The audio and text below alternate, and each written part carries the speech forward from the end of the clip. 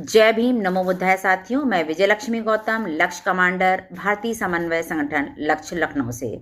साथियों, जैसा कि आप सभी लोगों को ज्ञात है कि 2-3 दिन पहले भारत देश के संसद में देश के गृह मंत्री अमित शाह ने संविधान के निर्माता, दलितों, पिछड़ों, आदिवासियों, महिलाओं, वंचितों के मसीहा, महामानव, बोधिसत्व, विश्व रत्न बाबा साहब डॉक्टर भीमराव अंबेडकर का अपमान करते हुए कहा कि आजकल अंबेडकर अंबेडकर अंबेडकर अंबेडकर अंबेडकर का नाम लेना फैशन हो गया है और इतनी बार अगर भगवान का नाम लेते तो 7 बार स्वर्ग मिल जाता।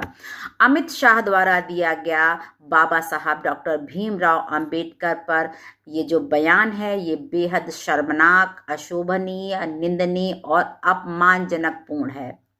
संपूर्ण भारत बाबा साहब का ऋणी है। बाबा साहब डॉक्टर भीमराव अंबेडकर का अपमान करने वाले लोग बाबा साहब डॉक्टर अंबेडकर का अपमान नहीं करते हैं, वह अपने आप पर थूकते हैं, क्योंकि ये देश बाबा साहब डॉक्टर अंबेडकर के संविधान से चल रहा है। बाबा साहब के विचारधारा की वजह से ये देश तरक्की कर रहा है। साथियों, बाबा साहब डॉक्टर अंबेडकर जिन्होंने भारत में रहने वाले दलितों, महिलाओं और पिछड़ों और वंचितों को सम्मानजनक तरीके से रहना का अधिकार दिलाया, विशेष तौर से महिलाओं को जिनका जीवन नरकीय था।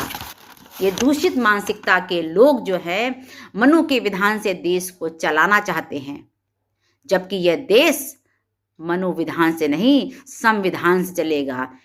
ये दूषित मानसिकता के लोग चाहते हैं कि एक पढ़ेगा, एक लड़ेगा, एक करे व्यापार और इन तीनों का सेवा करना शूद्रों का है कार्य।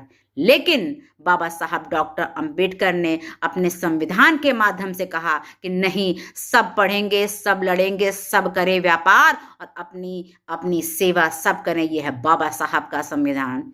तो बाबा साहब का अपमान हम बहुजन समाज के लोग बिल्कुल भी बर्दाश्त नहीं करेंगे। मुझे तो बड़ा अफसोस होता है कि जिस पार्टी से चुनकर ये गृह मंत्री बने हैं, उसी पार्टी में महिलाएं सांसद हैं, दलित सांसद हैं, पिछड़े सांसद हैं।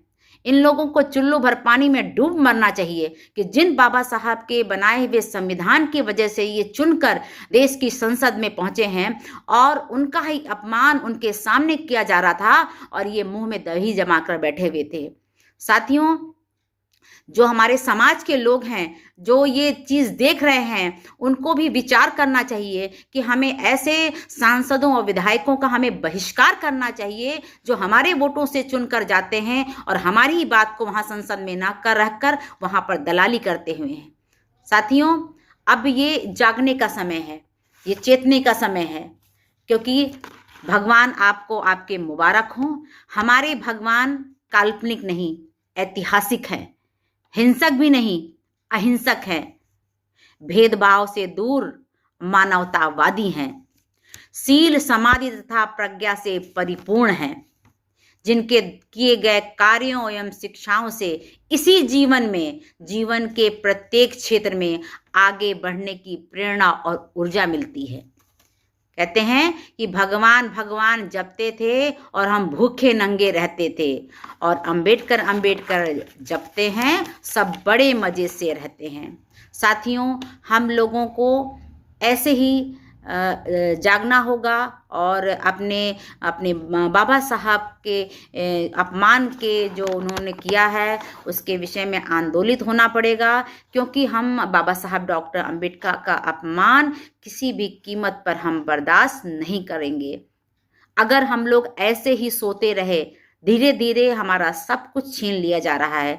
आरक्षण को 3 भाग में बांटकर हम बहुजन समाज को ही लड़ाने का प्रयास किया गया।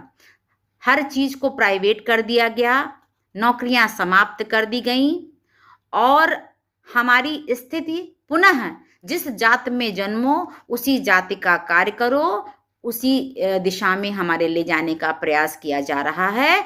तो जागिए, आंदोलित होइए और बाबा साहब के अपमान जो हुआ है उसका प्रतिरोध करिए।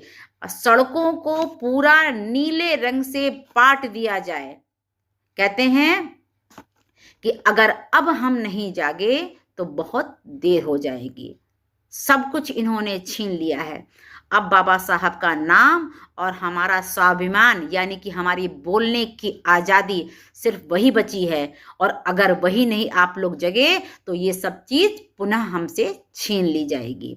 तो साथियों, आप लोगों से, सभी लोगों से निवेदन है कि जगें, आंदोलित हों। जहाँ कहीं भी बाबा साहब के सम्मान में हम खड़े हो रहे हैं, आप भी खड़े होइए।